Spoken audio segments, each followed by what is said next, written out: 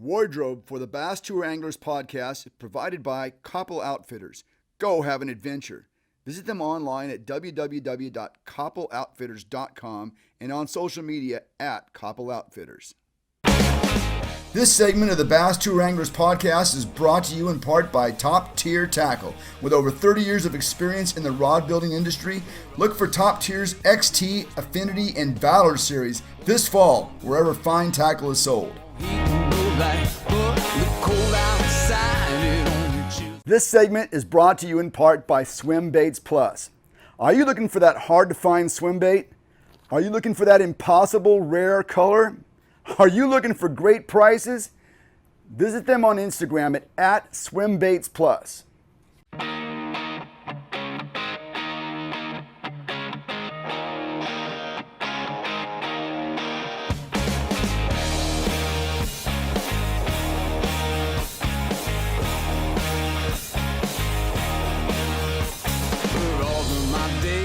Hello everybody, welcome to our Pro Tactics segment. Our guest today is a tournament fishing machine. Some years averages up to 45 tournaments in a single year. He's been a pro since 2006, qualified for the BASS Elite Series in 2009, has earned over $500,000 during his tournament career, 29 top 10 finishes, 5 wins, qualified for 2 FLW Cups, finished 10th this year in the BASS Open Series. And you know him from his popular YouTube channel, Todd Castledine Fishing. Todd, welcome to the show. I appreciate it. Thanks for having me. First of all, I want to make sure I understand. Castledine. Castledine. All right, Castledine. I won't make that mistake again. Well, first of all, 45 tournaments in a year. How does anybody do that? Luckily, I live down here in Rayburn. Rayburn has more tournaments a year than any lake in the country. So, for me personally, there wasn't this playbook on how to become a professional fisherman. I just started doing it in college.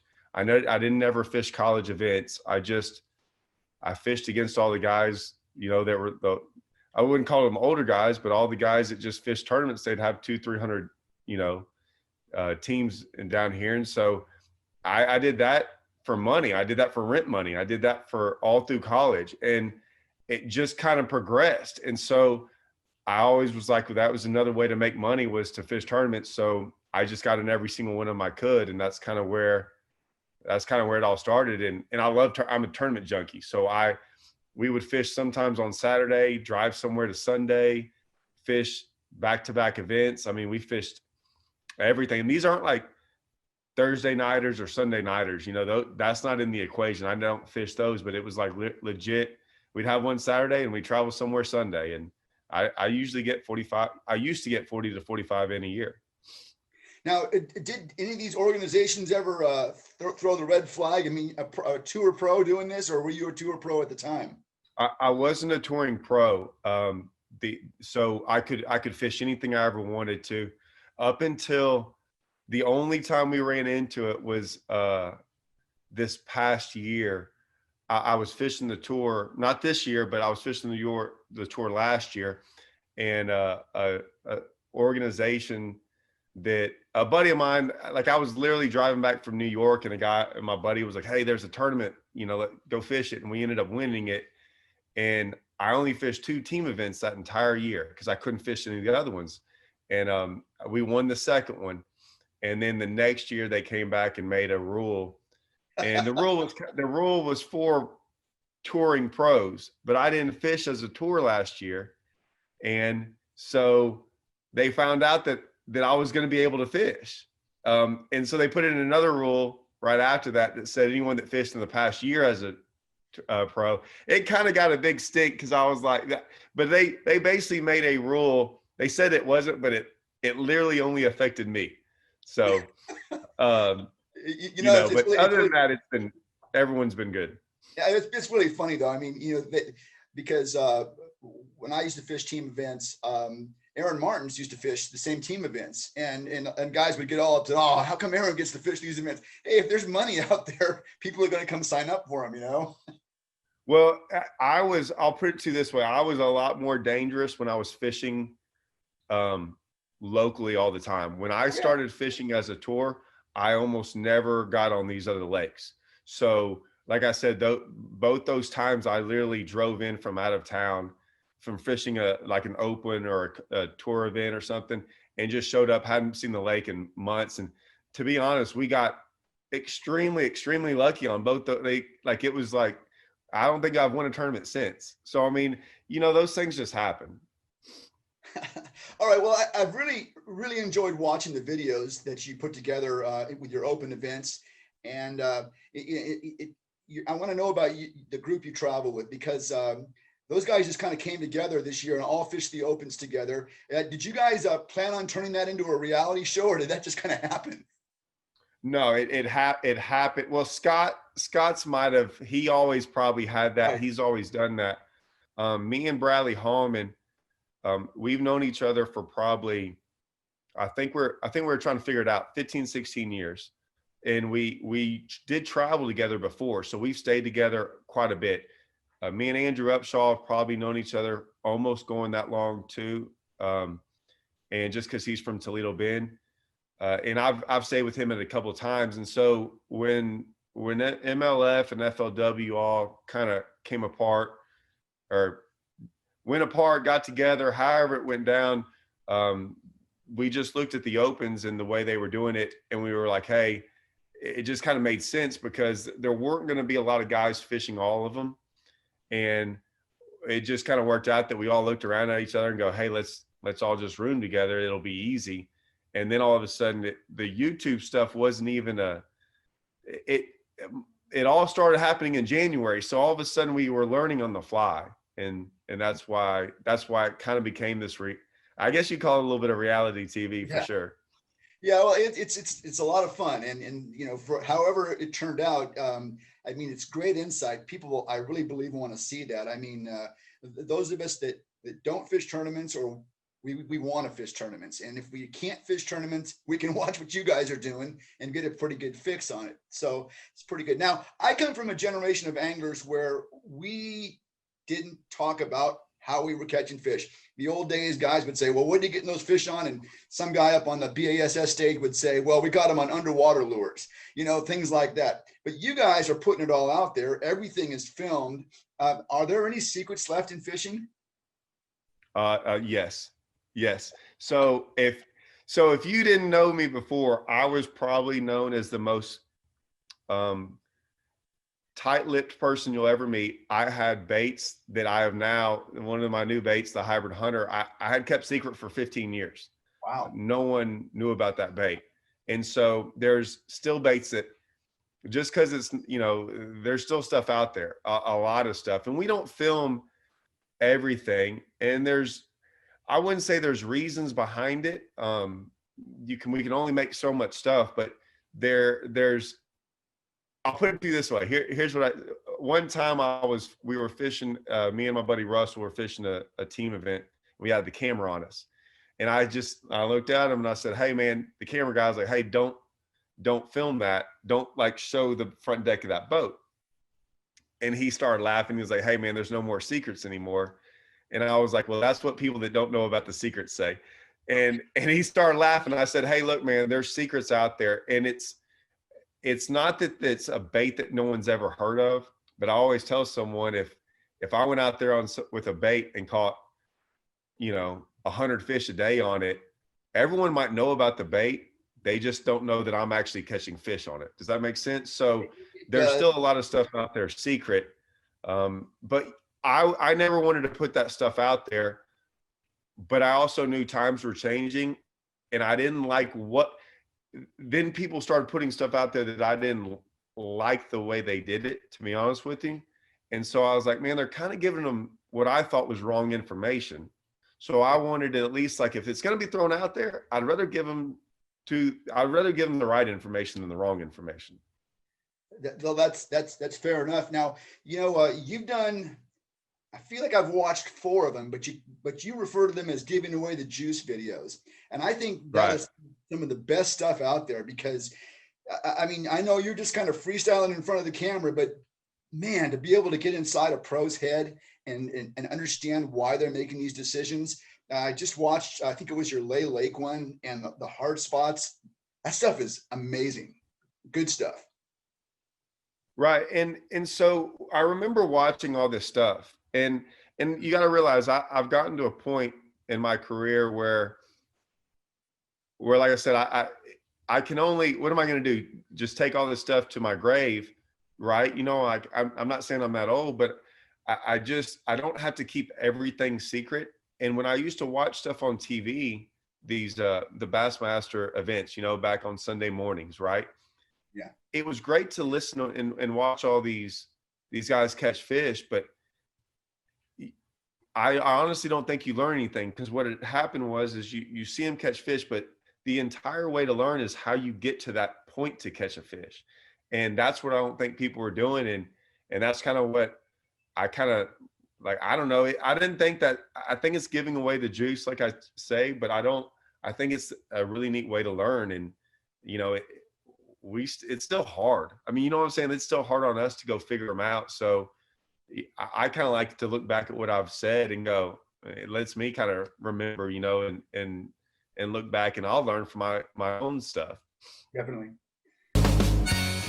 Are you looking for a bass rod that won't break your bank? Introducing the XT series from Top Tier Tackle. Proprietary carbon nano blank, grade A full cork handle and foregrip, top performance stainless steel, tangle-free guides, lightweight and durable, and a 1-year limited warranty. Follow them on Facebook and Instagram at Top Tier Tackle LLC. Visit their website at www.t3rods.com. We're talking to Todd Castledine. He's a tour pro, and he's got a YouTube channel that you definitely want to check out. It's Todd Castledine Fishing on YouTube. And the one is I just got through talking about that I think is especially valuable to me for gleaming information is this giving away the juice. It's just an amazing thing. I hope you keep doing those, because it's become one of my favorite things to look at. Like I said, I want to get inside the head of a pro and know what you guys are thinking out there all the time. Now, several of the videos that you've posted address deep cranking, and several of the things I've seen you do, throwing deep cranking and deep crankbaits. And this is the subject I wanted to kind of get into today. When you talk about deep cranking, what to you defines deep water? What is the deepest crankbait you throw, or deepest you've ever thrown a crankbait? So, I'll catch myself saying deep cranking. I kind of consider any kind of cranking away from the shoreline deep cranking. Now, Okay. Obviously, a deep cranking for me is I'm usually talking about a 6XD. 10XDs on Raven work, all that stuff works. But I mean, the 6XD is, I would say, the norm. That is the crankbait for the last 15, 10, however long it's been around, for catching those fish from like 10 to 17 foot. And that's kind of what I consider the deep cranking. I've caught them, obviously I've long line fish out there in 30 stuff, but usually is just the normal, 15 to 17 foot cranking. Okay. So that's good. I wanted to establish a depth. So when we talk about, we're talking, it's as much offshore as it is in depth then, right? Right. Like, yeah. Cause I mean, I consider, even if it's, sometimes those fish will get up there in 6 foot and I'm still throwing a 6XD, right? Like there's a drop, but I just don't want anyone to think like I don't consider any kind of deep cranking like next to the shoreline, right? So maybe we just need to call it offshore cranking, but I'm definitely not throwing something that's hitting 4 foot. It's usually at least 8 foot or deeper. Okay. So you typically, I mean, I'm sure you probably do run shoreline banks throwing a crankbait, but what we're doing now is we're moving offshore, talking about offshore type stuff. Correct. Okay. All right. Now, yeah, and go ahead. No, I was just going to ask you. I mean, when you go to do offshore cranking, is there a particular cover that you're looking for? I'm thinking probably brush, rocks. Is it contour change? Is it humps? What kind of stuff are you looking for? So it's all based on, I mean, number one is I'm usually not going to deep crank unless it's the right time of the year. And so I usually don't like now for me is a great time of the year, but I'm down here in Texas. It's not, it's cold, but the water temp's still above 55. Yeah.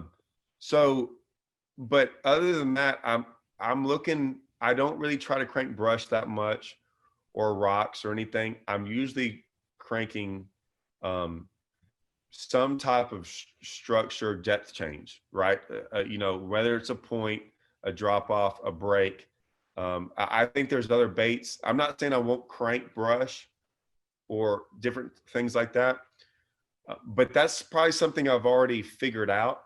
But usually my crankbait is like, I'm either wanting to cover a lot of water really fast, or it's that time of the year where it's like, they're going to be biting a crank. Like now there's times like right now where they're going to be biting a crankbait better than anything else you like dragging around out there. So it's sometimes just the better bait. Okay, fair enough. And I think it's important to zero in on the time of year. Winter time is a time that you like to do this. I definitely like it better for big ones is now, from about October on. There's times in there from October to now where it gets, there's times where you catch a bunch of them and there's times where you catch big ones. I think the best time to catch big ones is now. It starts in May and June, are really good as well for us. But it's more numbers. You might catch a big one, but you might have to go through a lot more numbers. Whereas, I mean, I think I've caught more big ones on a crankbait now this time of the year than now or the past month than any other time. Okay. Now let's talk a little bit about the equipment you use. Talk about the rod that you use for cranking. Are you using a fiberglass rod or is it graphite? What are you using for cranking? So if I'm deep cranking, me personally, I'm a guy, I'm always the guy that goes a little bit longer in rods. Now, a lot of guys use the same length of rod I do, but everything I do is probably the minimum is always a little bit more than everyone else, right? So like I probably will never crank with a rod under like 710 for deep cranking. That would be my 710 would be my least, and then all the way up to 8 foot. So I'm usually, I don't do fiberglass. And what I've learned from fishing Rayburn, I'm not saying it's right, but this is just what I kind of grew up with. We grew up on Rayburn or fishing Rayburn, and we got big ones. So I've caught quite a bit of 10-pounders, and we have some stumps. And what I've learned is that like I'm not out there I'm worried about catching a 10-pounder. Or getting a 10-pounder in. So if I have a rod that might be a fiberglass rod that's really good for landing 2-pounders, I'm honestly not worried about 2-pounders. We fish so many tournaments that the 10-pounder usually wins you the event, right? With anything else you have. So my setup is like going to make sure that I can land and catch the 10-pounder is more important than landing the 2-pounder. Does that make sense? So definitely does. I'm not saying it'll be a heavier rod, but I want to be able to manage a 10-pounder through stumps. I don't throw light line. I throw Sunline 20-pound test line. And everyone always asks me, well, why do you do that? And I go, Sunline makes their line a little bit from the old school ways to where their 20 pounds like everyone else is 16 to 17, because that's a whole nother story about line, but it is, they have made it, the line diameter has gotten larger. Sunline stayed with the old school way of doing it, which I like.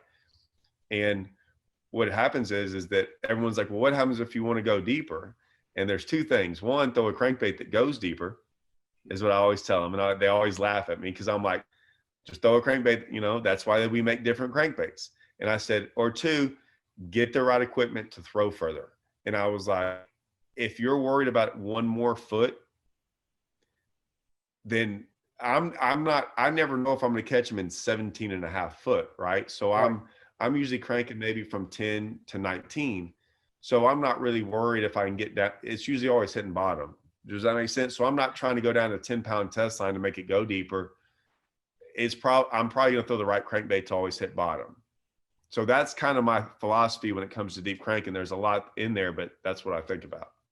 It makes great sense. I think you mentioned make a longer cast. If you make a longer cast, you're going to get more depth in your retrieve also. That's a great point. Now, how do you feel about reel speeds? Because I know reel speeds is something that people talk about a lot of times also. I'm imagining with a big diving bait, a fast reel is going to be tough to manage. Right. And I still don't, I'm not a big fan of the 5-to-1s. And I think it's all just preference. And I also don't go 7-to-1. So I tend to stick with the 6-4-to-1. Okay. That gear ratio around that 6-4-to-1 seems to be, I do like my crankbait to go fast at times. More times than not, I'm cranking it fast. So I still want it to move fast, but that 5-to-1, that wears me out. And what'll happen is usually it goes back to landing fish again. I can make a reel as long as a crankbait run the speed I want it to, right? So even if I threw a 7-to-1, I can slow down. What happens though is on Rayburn or some of these other lakes, when you get one to load up and they take off or do something, I don't want to be just trying to crank as fast as I can. If they come to me fast or do something, I want that reel to manage the way I fight it. So that goes a lot of my reels. The gear ratio is more on landing the fish and not, or setting the hook and landing them. That split second, I think people lose more fish in that from when they actually hit to that next second than any other time. And I want a reel to make sure that it's not my fault if it comes off. And I always tell people that if a fish jumps and throws your bait, it's usually almost never your fault. But if you set the hook and you're not fast enough to reel down, or something happens and it comes off, that's on you, and I don't want it to ever be my fault. If it happens, it happens, but I never want a fish to come off to be my fault. Does that make sense? It does. And this is fascinating because and it also goes to show that what works for one person is different for others. It kind of goes a little bit against the grain. You always hear about throw your big crankbaits on slower reels, but you're not concerned about the performance of the bait necessarily. You're more concerned about landing the fish. And I think it makes a lot of sense and it works for you. Well, I can still control how fast I can reel that bait. Right. So, you know what I'm saying? Like I can always control it. I can slow down the reel and make the bait go as fast or as slow as I want to. You can always slow stuff down. It's almost impossible to speed things up. Right. And what I mean, you can have a 5-to-1 reel and there's a point in there where you really can't make that crankbait go any faster, but you can always make a 7-to-1 either go faster or go slower. Now I don't throw 7-to-1s. A 6-4-to-1's just a little step up. And I will admit, you go to 7-to-1 and it does get tiresome trying to reel. There's a drag to it when you're cranking it. It's a little unnatural.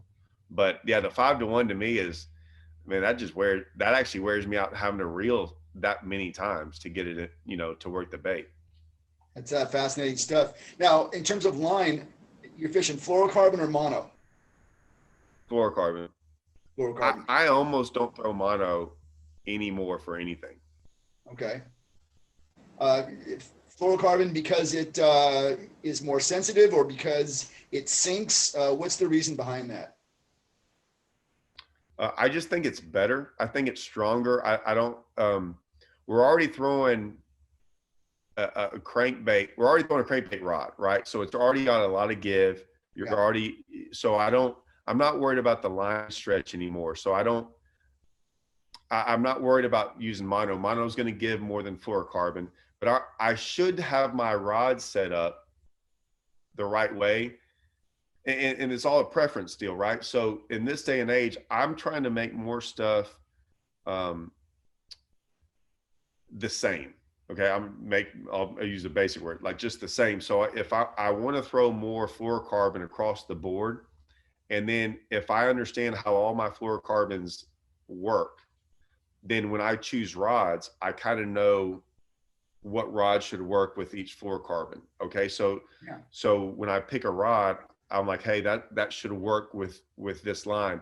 If all I ever did was switch monofilament, fluoro, all these different things, then I'm always having to refigure out, does this rod work with this mono? And there's going to be more give. And so I actually try to get I mean, I have a whole bunch of different rods, but it's easier for me to just pick the fluoro, learn the fluoro. And since I can fish it all the same, no matter what, 12 pounds, 16 pounds, I know what it's going to do. And I just like fluorocarbon better than mono. Fair enough. I mean, we have to fish what we're comfortable with. Could you go through maybe a couple of your favorite baits? I know you already talked about one or two, but talk about some of your favorite baits that you like to use. So I grew up, or I didn't grow up, but I'm a frog fisherman. Like, I will throw a frog faster than anyone everywhere I go. And it's kind of why Strike King kind of gave me the reins on developing the pop and perch and the pad perch and all those things. I just was a guy like, well, 90% of the guys flipping, I'm probably going to be throwing a frog if at all possible. So that's probably my like go-to number one.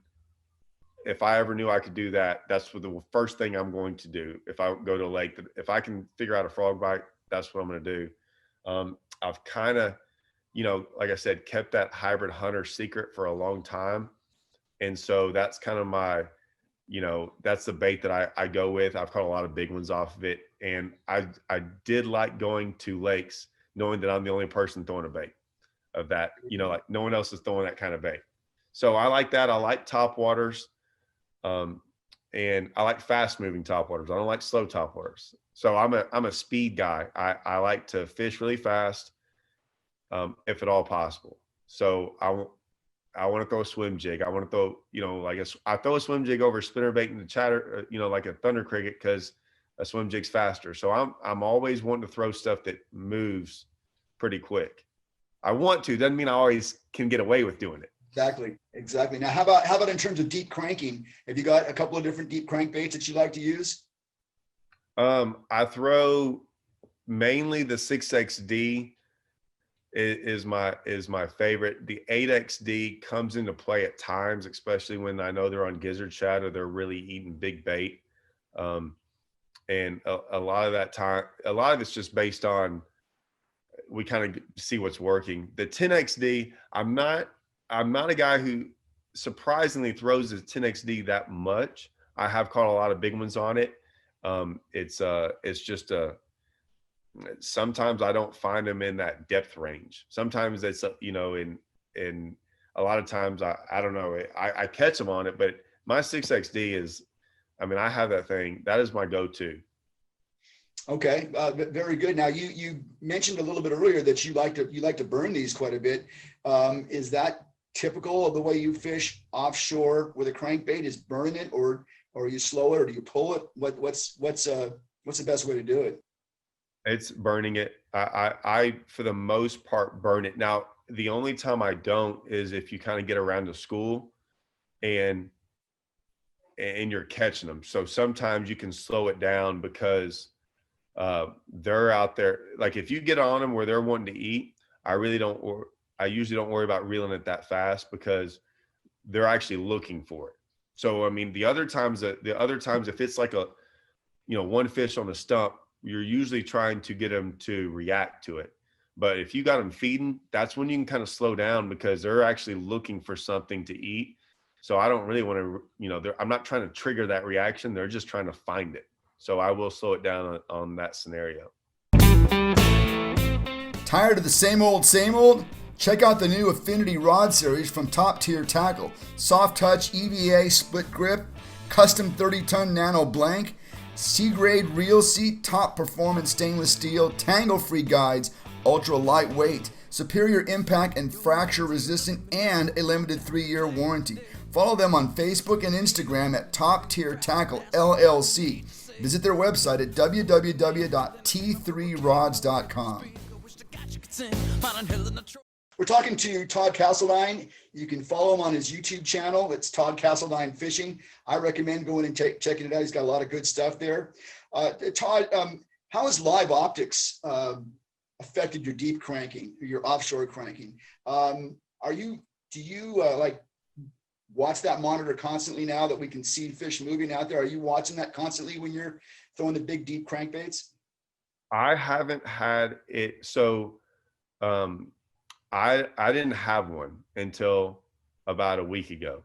I Oh, had one on a borrowed boat and I got to use it at times. So I can't really, I can honestly say I have not deep cranked with it. I don't think you can personally. And the reason is from my, well, from what I've seen is, and like I said, I'm usually deep cranking. I'm usually touching the bottom, like hitting the bottom with it. And usually if a fish or a bait is on bottom, you do not see it on live scope.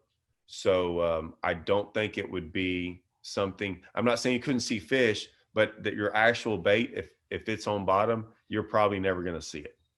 okay.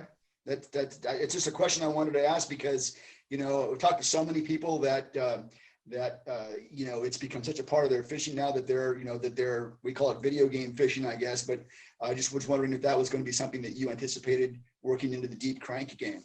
No. How about tips for our viewers that are going to go out and do some offshore cranking? What would you suggest to them? So on my YouTube videos, I did this a while back. I think I've only done 2 of them. I'm going to do more of them. And I don't know if people have, there's one of them with a thunder cricket. And the last one I did was with a swim jig, and it's called the 1 rod challenge. And Okay. what it was I literally went to a lake with 1 rod and 1 bait. And that's all I did, is just bring that 1 rod, that 1 bait, and threw it all day long. Now, I know some people commented on there going, well, yeah, it's not really, you knew they were going to bite it. And I'm like, well, yes, I was hoping they would. It doesn't mean they were going to, but I obviously picked a lake where I thought it would work, and I picked the time of the year it would work. But why wouldn't I do that? And I tried to tell them, I'm like, well, that's to learn something. You don't go out there on the worst day ever at a time they're not going to eat a crankbait. So my advice is this: you go out there on good days. And what I mean by a good day is, a lot of times, depending on your lake, you want to go out there when you think they're biting a crankbait. So I wouldn't go out there in August on Rayburn throwing a crankbait trying to learn something. I'll wait till it gets a little cooler where I know they're probably going to bite it. And then I put it in my hands and I throw it all day long. And at this point in time in my career, I probably wouldn't do it the whole time. I've done that enough in the past, so I kind of have an idea of when they're biting it or when they're not. But when I was younger trying to learn, that's what I did. And I would go out there every single day and never put it down. And what you'll do is you'll learn.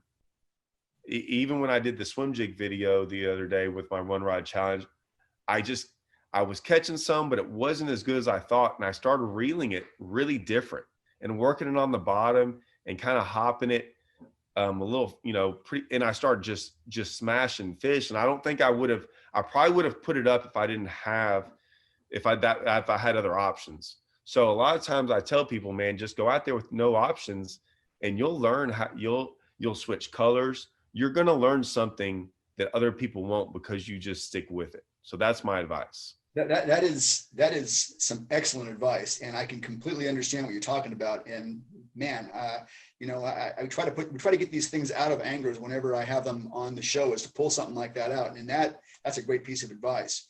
So looking to 2021, which is coming very soon, this year 9 BASS opens, a southern, a central, and a northern. Will you fish all of those in the coming year, or what will you be doing? No, that's just too, I'm not, like, I would like to make the elites again. It's not a do or die. I've never put myself in a situation where I just had to. I'm still going to fish some opens. But I've always fished for money, in the sense of, like, I look for the better deal. Right. And so if it doesn't make any sense for me to drive all the way to New York to fish an open where if I made a top 10, I'd probably still lose money. I've always tried to be really smart about how I enter tournaments. I always look for the best, the tournaments that pay out the best, have the best percentages, all those things. So I take all that into consideration. So I've got my schedule, my tentative schedule, and I will fish some opens. I will fish some FLW, Toyota Series. I'll fish team events. I'm fishing a BFL this Saturday on the 2nd. So I mean, I'm like I said, I'm still the tournament guy. I'm still going to go fish what's ahead of me. So I'm kind of be all over the place. All right. Well, Todd, thanks so much for spending some time with us today. Really enjoyed talking to you. Really look forward to seeing the video content that you put out in the coming weeks and months. Best of luck to you. We'll talk to you again soon. I appreciate it. Thank you. All right. Wardrobe for the Bass Tour Anglers podcast is provided by Koppel Outfitters. Go have an adventure. Visit them online at www.koppelOutfitters.com and on social media at Koppel Outfitters.